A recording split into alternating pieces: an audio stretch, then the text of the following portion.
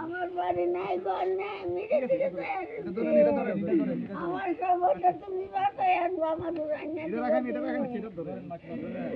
আমার খবরটা তুমি আইনা দিবা, আমার খুশকারা করবা,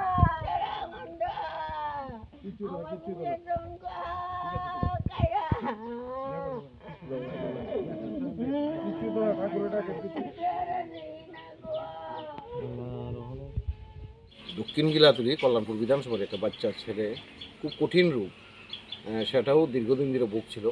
তো সেখানটাইও আমরা বরাবরই ভারতীয় জনতা পার্টি একদিকে সরকার থেকে আমরা সহযোগিতা করি বিভিন্ন সুযোগ সুবিধা থেকে শুরু করে, পাশাপাশি আমরা দলগত যারাই আমরা কার্যকর্তা আছি সবাই মিলে যেখানটাই এমন দুস্থ পরিবার গরিব পরিবার সমস্যায় পড়ে সেখানটায় অর্থনৈতিকভাবে সেখানটায় সাপোর্ট করা এবং তাকে সুস্থ করে তোলা, এটা আমরা মনে করি আমাদের দায়িত্ব কর্তব্য। তার জন্য সেখানটায় আমরা সহযোগিতা করেছি। সেই দক্ষিণ গিলাতুলির একটা বাচ্চা কি বলবো শিশু ছেলে, সেও তার চিকিৎসা চলছে, আশা করছি আগামী দিন তাকে ওকেও সুস্থ করে বাড়িতে পাঠাবে।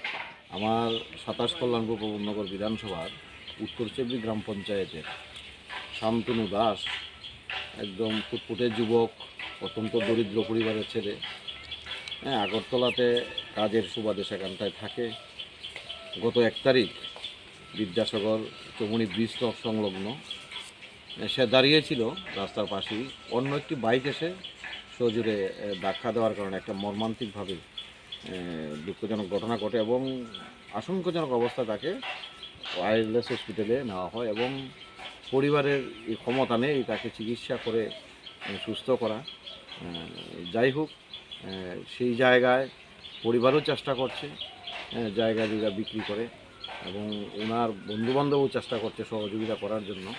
এবং আমরা কল্যাণপুর বিধানসভার মণ্ডলের পক্ষ থেকে আমরা এখানে এসেছি সবাই, আমরাও ওনাকে বহিরাজ্যে চিকিৎসার জন্য 2 লক্ষ টাকা আজকে তুলে দিলাম এবং আমরা ঠাকুরের নিকট প্রার্থনা করি খুব তাড়াতাড়ি সুস্থ হয়ে যাতে সে বহিরাজ্য থেকে আবার বাড়িতে ফিরে আসে এবং স্বমহিমায় যাতে আবার জীবনযাপন করতে পারে, এই প্রার্থনা ঠাকুরের নিকট রাখছি। এবং এই পরিবারের পাশে আমরা রয়েছি, প্রত্যেকেই রয়েছি, এই গাঁওসভার সমস্ত যুবকরা অভিভাবকরা রয়েছে। আমরা ভারতীয় জনতা পার্টি কল্যাণপুর মণ্ডল প্রতিনিয়ত ওনাদের পাশে থাকি।